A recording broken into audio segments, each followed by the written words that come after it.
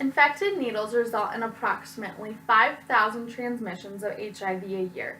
And in 2014, 6,721 total people died from HIV that particular year.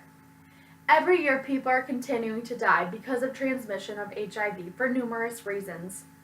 One of the biggest concerns and reason why people are dying is because drug users are using dirty needles and then sharing those needles with other people.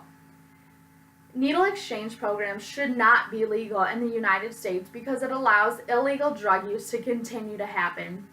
Instead, more treatment and rehab centers should be implemented to help those individuals who abuse drugs. Needle sharing or reusing syringes are associated with transmission of blood-borne pathogens, including HIV, hepatitis B virus, hepatitis C virus, and the human T-cell lymphotrophic viruses. For those of you who don't know, needle exchange programs are used to help those addicted to drugs learn about how to prevent and minimize the risk of overdose, and also how to properly and safely dispose those needles and injection equipment, and lastly, how to inject safely. According to PBS's online website in 2006, needle exchange programs originated in Europe in the early 1980s. They soon entered the United States illegally by John Parker, who was a drug user himself. He started the first needle exchange program in New Haven, Connecticut, 6 years after the success in Europe. Soon after, they spread across the West Coast and into New York City. Today, the CDC estimates that there are over 200 exchange programs in the United States alone.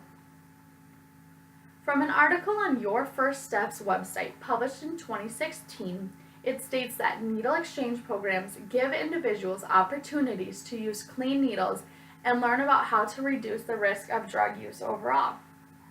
Although needle exchange programs are still evolving, they should not be able to advance because they do promote dangerous risks by allowing drug users to continue with illegal drug use. According to YourFirstStep.org, the exchange program simply wants to help stop the spread of disease and help individuals who are struggling with addiction to have the connections they need to keep themselves as safe as possible. Next, Brenda Vogt claims that federal law forbids use of federal funds to support needle exchanges. Nonetheless, exchanges operate in 38 states across the nation. Up until 2015, that was the case. But when President Obama signed the Omnibus Spending Package in December of 2015, it lifted the nation's long-standing ban on federal funds for needle exchange programs. According to Laura Ungar with USA Today, federal funds still can't be used for the syringes themselves, but the funds can go towards costlier expenses such as staff, substance use counseling, referral to treatment and outreach at-risk communities. It costs an average city about $160,000 to run a needle exchange program, whereas one syringe-infected AIDS patient will require upwards of about $120,000 per year in public health expenditures.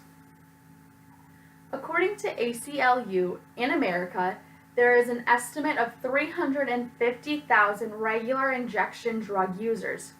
Approximately 950,000 U.S. residents are living with HIV or AIDS. And lastly, needle exchange programs throughout the country have reduced HIV transmission rates by 1/3 to 2/5. Even though HIV transmissions have dropped in numbers, they are still dealing with dangerous effects with the needle exchange programs. Moving on to my next point is how the needle exchange programs cause harm. Sam Savage states that addicts are still prone to death. Although it may not be from HIV, those addicts can still die from an overdose, a collapsed vein, and poison dope. Savage also states that sterile needles don't address the underlying problem addicts are avoiding. According to an unknown author, people claim that needle exchange programs promote the acceptance of IV drug use, which is potentially a risk for higher drug use and even increased overdose.